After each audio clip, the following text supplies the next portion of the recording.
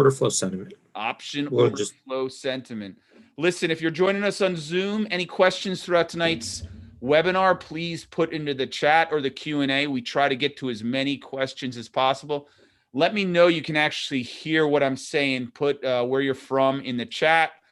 My name is Will McBride. I am from Bucks County, Pennsylvania, actually a little town called Washington's Crossing, where our General George crossed the Delaware on Christmas Eve. Dima, to my left, I don't know if he's to my left on Zoom or my right, but he's on my left on my screen. You're from Philly, aren't you, D? Philadelphia, yep.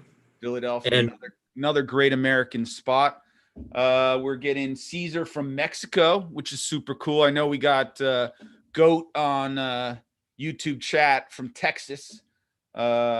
Everyone's saying hello. And with that, D, let's start with the disclaimer. What do you think? Yep. And good evening, everyone. Thanks for joining us. Before we get started, keep in mind, Will and I, Market Chameleon, we're not registered investment advisors. We're not broker dealers. We're not telling you what to do. We're just sharing ideas. If you need professional help, call your broker. That's what they're there for, to help answer your questions, provide you with guidance. There's the disclaimer, everyone. Excellent.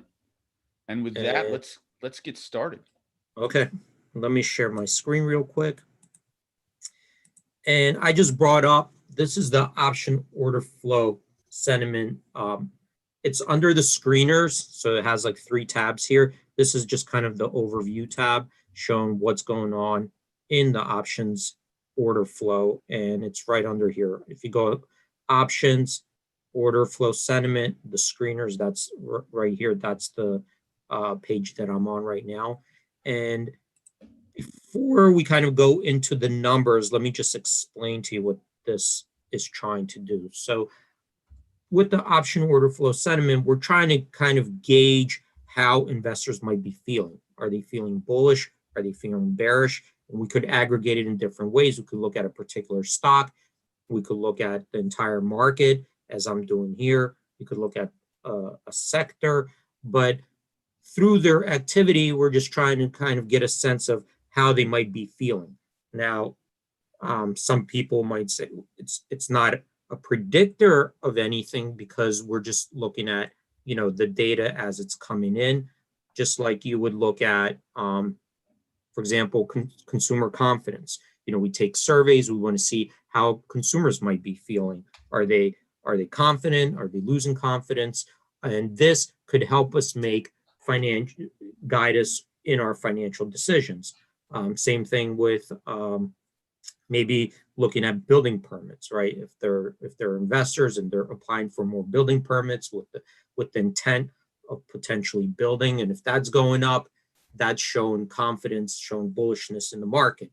And we have all those types of indicators in the economy, you know. And this option order flow sentiment is basically one type of metric or gauge to see how are the active investors, because if you're trading options, you have to be pretty active. It's not like a stock where you could just buy it and put it away for 10 years. They're going to expire. And it's not really a passive investment. It's not a passive investment, exactly. It's not like a mutual fund. Mutual funds don't go and buy calls or buy puts. And because of that, these trades, the people who are actively engaged in options are kind of signaling, right, their feelings about what the stock might do in the near term or in a relative short period of time. So that's what we're doing now. When we look at the option trades themselves, not every options trade is the same, right? So there are different types of option strategies. There are different actually trade conditions, and there are different things that people do with options. Some people are buying, some people are selling. So not all of these trades are the same. And we kind of have to look at the trades and figure out, well, what do we think people are trying to signal through these trades? And I'm going to get more into that, the details, and how we take the trades that we think are signaling something. Then we're going to remove trades that we don't really know what the exact signal is, and we're going to remove those as noisy trades.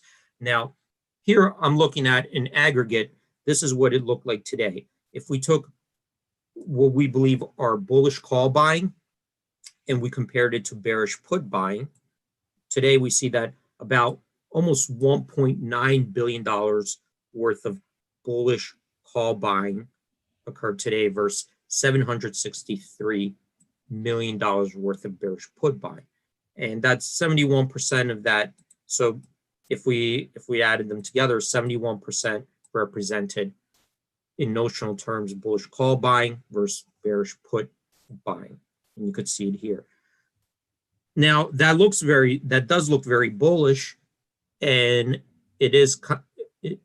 And what another way to compare it is, let's see on a relative basis, how does it usually look, right? Is this look like a very bullish signal, or how has it been looking in the last, and I'm going to go to the last 30 days. So we could take a look, and I'm going to go down here, and we see that in the last 30 days, this is the average daily flow, $1.8 billion worth of bullish call buying versus $788 million worth of bearish put buying. So we see 70%, 30%. So it's very close to where we've been seeing it. So there's nothing unusual about today that we haven't been seeing in the last 30 days on average. So that's another way to benchmark and kind of compare like how it's usually been looking. So for example, if we're looking at consumer confidence, and maybe, consumer confidence is high, but relative to the last 30 days, it's easing. So that could also signal something to you. Even though it's high, it might be starting to go the other way or trend the other way. So hopefully, that kind of makes sense here. If there are questions, Will, along the way, just let me know, and I'll stop and try to answer those questions. I will. No questions as of yet, D. Okay. Then, so when we look at a particular stock, that's what we're trying to say. Well, okay, what if it is, and let's say in this case it's bullish, right? But if it's basically right at the normal level, we can't really say that that it's definitely bullish or that the bullishness is increasing. So then we kind of want to maybe give it a different type of category. So that's what this is going. When we're seeing increasing bullishness, right? These are different signals. That means that it has been bullish, but these numbers are going up in a more bullish manner, right? So let's say today this was 90 versus 10%, and this was like 2.5 billion versus 300 million. Well, that's signaling that there's actually a big change versus the average, right? A lot more money flown in than we've been seeing. So then we would categorize that, well, that's increased, the bullishness sentiment is increasing. And that would be the same thing for here, increasing bearishness. If it's been bearish and all of a sudden we see a bigger jump in bearish flow, that would signal to us that it's actually, that flow is increasing towards the bearish side. And a shift would just be where we see this bullish, right? And it's been like that for 30 days. And then all of a sudden we see these reverse and go the other way. Well, that would be a shift, right? That in the last 30 days, we're seeing bullish. And what if all of a sudden this was 1.8 billion versus 700 million? It kind of shifted and reversed. So that's what these would be. Okay. And this is the total count today, 383 stocks. We've seen increasing bullish signals, shift from bullish to bearish, that was 84. Shift from bearish to bullish, 32 of them, and increasing bearishness, there's 23. And here are like kind of the ones on the top. So let's take a look. Hey, D. Yeah. We did have a couple questions pop up, and just so they don't get behind. First question from Sam is how do you navigate to this page again? He may have just joined, but can you just refresh? Yeah. So the page that I'm on right now, when you hover over the options, right here, order sentiment, there's these different reports, and I hit on the screener one. The screener one will take you to this page right here. All right. So you do have different tabs. The next question is, this information, is it being pulled from all the major exchanges? They're asking right. about so where the so information all is the coming from. Yeah, exactly. All the major exchanges. So all the options exchanges that report to the Oprah feed, that's where it's coming from. Well, it's every exchange that has listed options. I mean, there's Yeah, exactly. It would have to be part of the Oprah feed. no major or non-major, any exchange. And how many It options just wouldn't exchanges are there now? be, huh? The Oh, numbers are huge, the number of yeah, option exchanges, right? So yeah. I don't even, yeah, I lost count. so the information's being pulled from all of them, all the Yeah, exchanges. yeah, all the listed. And the last question for Frederick is asking is, how do we, Market Chameleon, determine whether it's a bullish trade or a bearish trade, whether puts Right, are being or calls are being bought or sold? Like, right. obviously there's a So buyer and those are seller on each. So that was a question. right.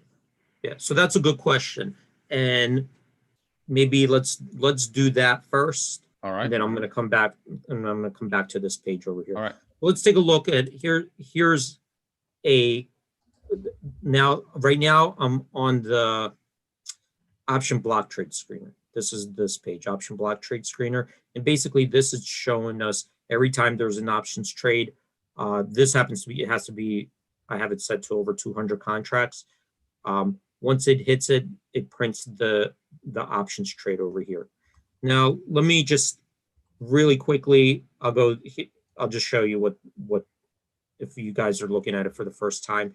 Here, this is the timestamp of the options trade. So this is SPY. SPY actually trades after 4 o'clock, so it goes up to 4:15. So a couple ETFs, major ETFs, will trade after 4 o'clock. But this is an SPY. This is the timestamp of the trade. This is the option details. So December 14th call, 365 call. This is where the stock price was at the time, open interest. Here's the quantity of the trade. So 200 of these options traded for 15 cents. Okay. The market at the time was 15 cents, 16 cents, 15 cents bid, 16 cents offer. And this was $3,000 worth of these options traded. So 15 cents, 200 of them, that's $3,000 worth of options. So the first thing, I see is that this was an auto execution traded on a SIBO. So right away, I know that this trade was just a single-legged trade, okay? Compared to this, see, here's a multi-leg on the Amex. So this multi-leg right here, I have it highlighted, oops, the QQQ.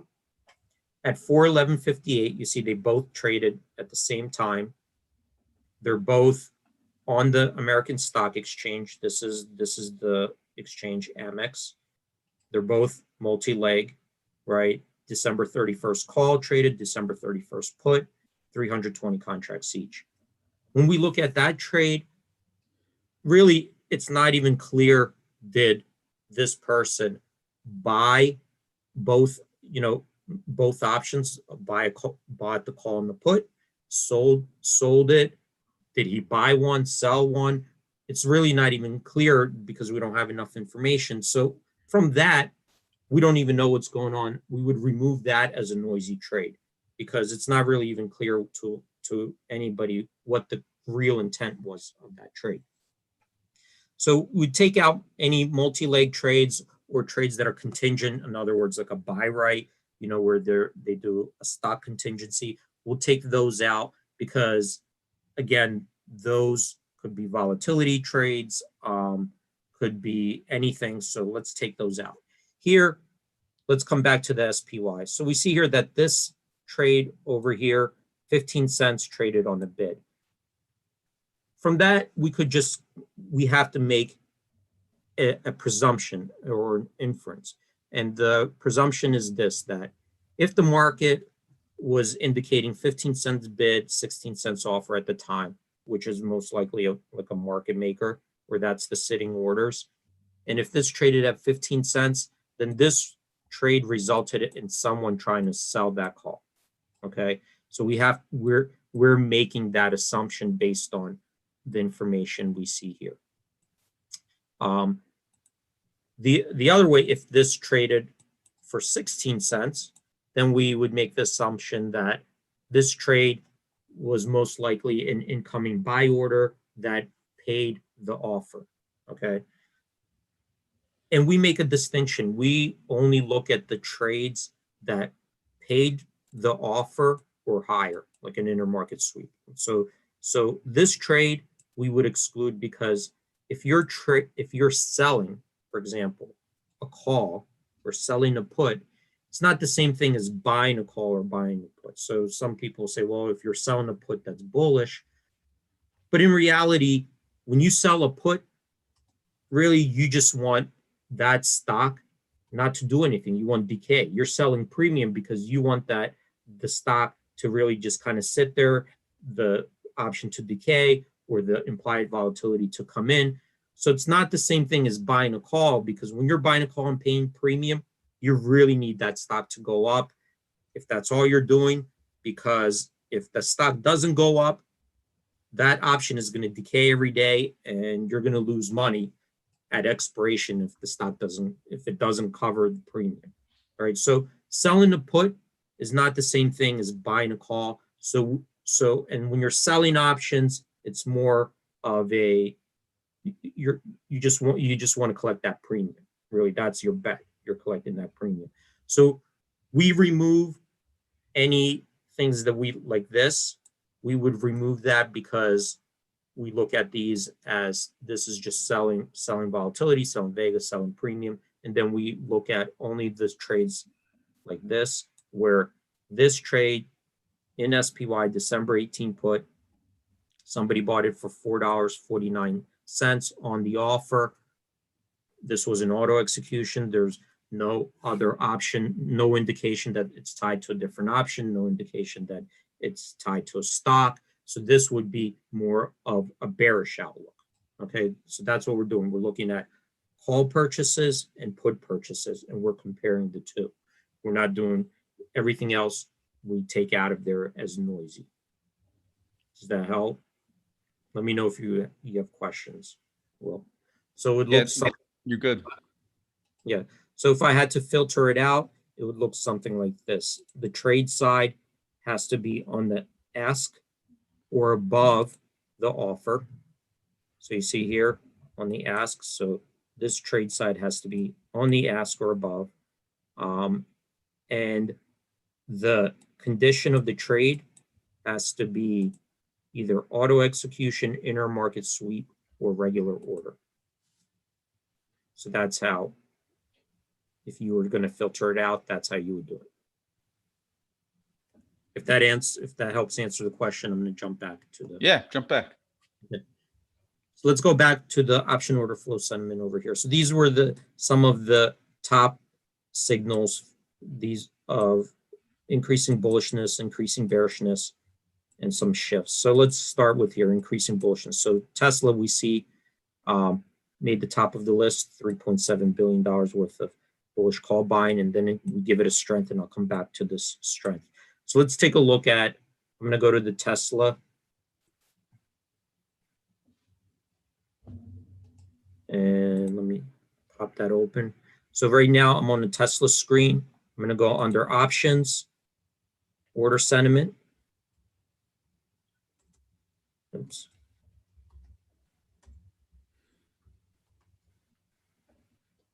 And then, so here we're on the order sentiment, and these are the stats, and then you have historical tables and today's trades that made the list. So up here we see today there's $455 million worth of bullish calls bought on the day. All right, just the same filters that I just showed. 121 bearish puts, which represents 79% bullish calls, 21% bearish puts. And these are the number of contracts. This is in dollar terms. And we could compare that for a 5-day average. We see on 5-day average, $529 million worth of bullish calls versus 173 bearish puts. And on a 30-day average, it's $30 million worth of bullish call buying versus 94 million bearish puts. So we see, compared to the 30-day average, we see that is above there, 300 million versus 455 million. We see that these numbers have increased from 76%, 79%. So that's giving us that people are feeling, indicating that they're betting in a bullish manner, and it has been increasing relative to its average daily stats. Does that make sense to everybody? Let me know if there's any questions. No questions. I mean, it is interesting, Tesla, just thinking about it. I mean, people may be using the options as stock replacement. It's such an expensive stock. That's how they're getting bullish. Yeah, or I mean, you could buy fractional shares of Tesla. That's true. Yeah. So, but yeah, there's been a lot of, you could see here, right, that there's a lot of volume in Tesla.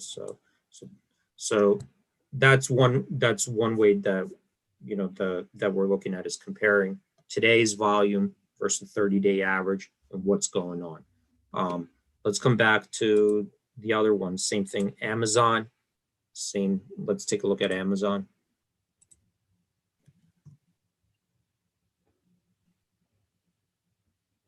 So here's what Amazon looks like. $166 million worth of bullish call buying today versus $52 million worth of bearish puts. That compares to $119 million bullish call buying versus $64 million of bearish puts. So you could see that that's increased today relative to its 30-day average, right? That's why it's getting that signal. Let's take a look at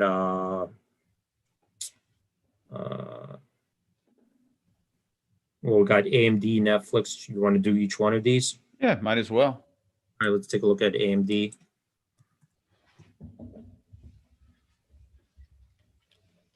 So this is an AMD, Advanced Micro Devices.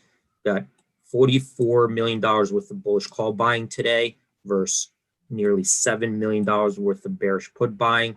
That compares to a 30-day average of $22 million bullish call buying versus $5.6 million worth of bearish put buying. So you could see there, relative to that, to its 30-day average, it's gotten more intense today, right? And that's one way to look at it. And then you could look at the trades in here. I don't want to go through all these trades because there's a bunch of them, but you could see which trades made that list. Again, it's being filtered out. All the other trades are getting taken out, and it's only filtering out those bullish call buying versus bearish put buying. Let's take a look what a bearish signal looks like. So here's an LGND.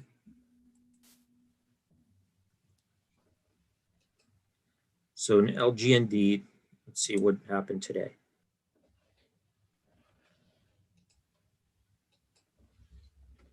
Oh wait, I left that.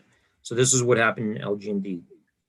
Today, $5.6 million worth of puts, bearish puts bought versus 381,000 bullish calls. That compares, you could see on an average, $8,000 worth of bullish calls being bought versus 60,000 bearish puts. So that's what it would look like in the legend. Then you could kind of go in here, take a look at what's going on. Okay. Let me come back to that. And again, it's not any kind of predict. It's just letting you know this is how people might be feeling about the stock that are participating in those options. Let's take a look at the strength. So we got, I think you guys have the idea how these are working. Let's take a look at this, the strength of it. And I'm going to use, let's do the top bullish signal. So when we look at, so here's one, FFIV, we see here that today $619,000 worth of bullish call were bought, and there's actually like almost notional terms $0 worth of puts being bought, $155 worth of bearish puts.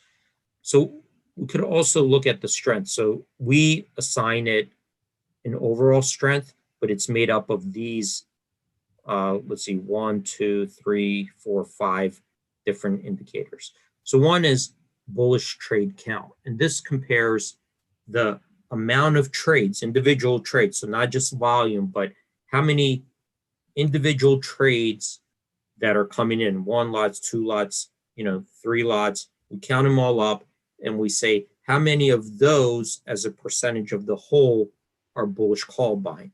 So today, 53% of those were bullish call buying versus all the other trades, individual trades. So we give it that a percentage. Then we take a look at the volume and say, all right, we got the trades. What about the total volume? Because obviously one trade could be 1,000 contracts, and then you have 5 trades that are 1 contract each. So that 1,000 would be most of the volume for the day. So then we take a look at what percentage of the bullish call volume is a percentage of all the volume in that stock. So here we see 85%. So then we do the same thing with notional. What if we take just the bullish call notion, in notional terms, how much was spent on bullish calls today compared to the total notional traded for the day, right? So out of $696,000 worth of contracts that traded today, 619,000 of them were those bullish call buying that we were talking about. All right, so 89% of the volume. IV rank. So this we also take a look at because if you're buying options, right? If you're buying options, the higher the premium you're paying, the higher relative premium you're paying, the more confidence you're showing that it's going to go in that direction, right? So if you're paying 90, if implied volatility is in the 91 percentile rank, that means the relative implied volatility or relative premium that you're paying is pretty high, and you're willing to do that. That's kind of showing a stronger signal that you're very confident in that direction. So we use that also in our ranking. The other thing is we take what percentage of the premium paid for at the money calls and out of the money calls represented the total premium traded, right? Because if you're buying an at the money call or an out of the money call, that's mostly premium. You really need the stock to go up. It's not like a very deep in the money call where that you're almost buying, it's almost like replacing the stock. You could exercise it, whatever. When you're doing an at the money call or an out of the money call, that's all premium. To cover that cost, you need the stock to go up. So we aggregate that premium and say what percentage of the call premium is a percentage of all of the in aggregate all the options that traded. So this one's 95%. So then we take the average of all these and give it an overall strength. So that's what these are. All right, does that hopefully make sense? If there's any questions, well, let me know. Yeah, that's helpful. Okay, and basically that's kind of like how that order flow sentiment works. And you could screen if you just wanted to go into here. Let me just come back to the screener here. Under options, order flow screener. And if you wanted to go just for the full report really quickly and look up a symbol, you could do it from here. Obviously, you could just go to that symbol, or you could do it from here, like say Apple, right? It didn't generate any signal, but you could see today's stats, right? $36 million worth of bullish call buying, $60 million worth of bearish put buying, but that's kind of in line where what we've been seeing. So someone asked for you to look at, and they didn't get back. I'm assuming it was the option order flow sentiment. I looked at the symbols. There was nothing that popped up, but they were asking for BABA, B-A-B-A. So here's Alibaba. You know what? I could go to Alibaba and take a look what's going on.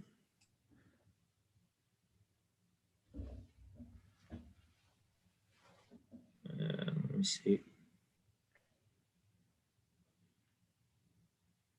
So here's Alibaba. So this is today's. So $19 million worth of bullish call buying versus $11 million worth of bearish put buying. So you could see 62% were on the bullish side, 38% on the bearish side, but we don't really have a signal here because that is actually below the averages that we've been seeing the last 30 days, right? So usually on average, we see $38 million worth of bullish call buying, $15 million worth of bearish put buying. So here it's kind of like just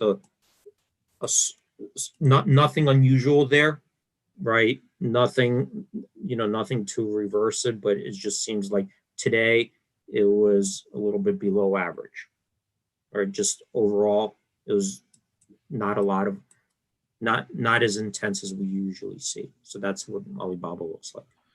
But you had AMD up there previously, and that showed a signal. So AMD, let's take a look at AMD.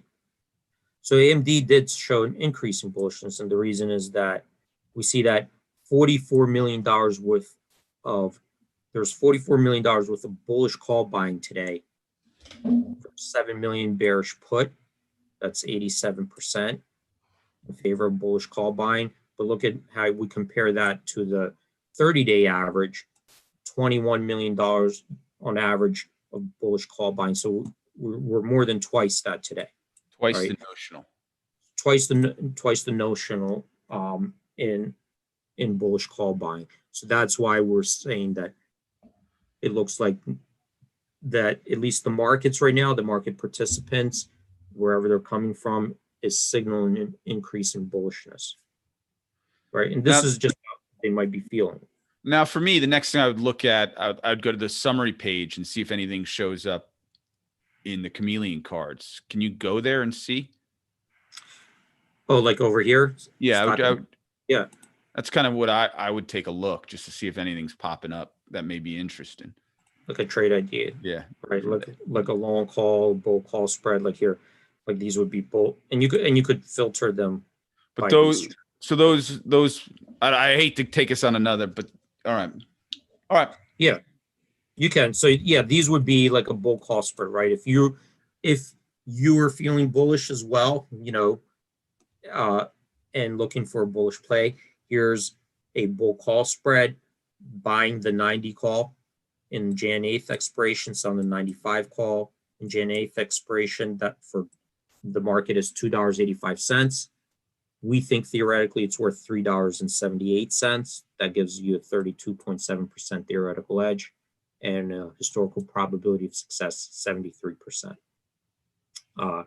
Here's a bull put spread. So this one you would be selling for credit. So selling the 94 put Jan 8th expiration, buying the 89 put on the Jan 8th expiration for $1.92 credit. So you would be receiving a credit this time because you're selling the put spread. We think it's worth 93 cents, so you're selling above it. That's a 32.3% theoretical edge and a historical probability of success, 83%. And here's actually a shortcut to the sentiment. So here we have a few different gauges, right? This is the option order flow sentiment that we're looking at. This is the big money stock flow. I'm not going to get into it today. Maybe we'll do that another day. But this is also looking at basically same idea as option order flow. But what we do is look at the tape for big stock prints and then track them against benchmarks to see how those big prints are progressing in a bullish or bearish manner. And then you have the option fear gauge, which is just letting you know where the options are premiums, what it costs to hedge a downside risk versus historical averages. So is that looking at the skew, like looking at the 25 delta, or is that looking at the money? This would look at an at the money put for 30 days. So how much does it cost to hedge for 30 days? So right now in AMD, if you wanted to hedge your stock for next 30 days, it would cost you 5.6% of the spot price to buy a put and hedge, right? Which is actually a little cheaper than it's which normally. Is cheaper than on average in the last year it's been 6.2%. So it's a little bit cheaper right now to hedge your downside risk for next 30 days. But I mean, look, it moved 3.4% just today. Yeah, no, it's interesting. So it can move. We had a question. Is this, are these stats calculated by live? I don't know what he means. I know our data is 15-minute delayed. Right. I'm assuming these stats are probably more than 15 minutes delayed. You know, they got to go through their calculations. But why don't you let us know, D? What? Yeah. So it's not like a live real time. It's not meant to be a live real time. It's not like a trade signal. Again, this you're taking aggregates, right?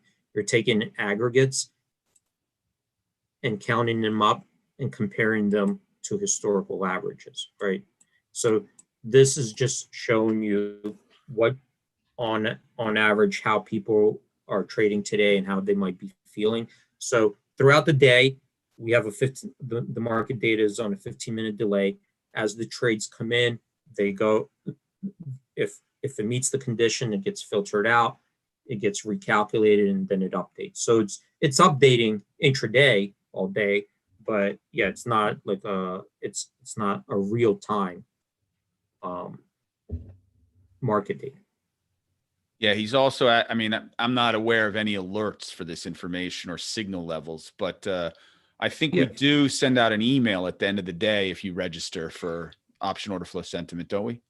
Yeah, I think we do. Yeah, there's a newsletter, option order flow sentiment, so it does filter those out and send them out. Yeah, so if you're interested in any, emails concerning this information, we do send them out daily. I know I get them and they're very interesting. So you can just register for those. They're a free email.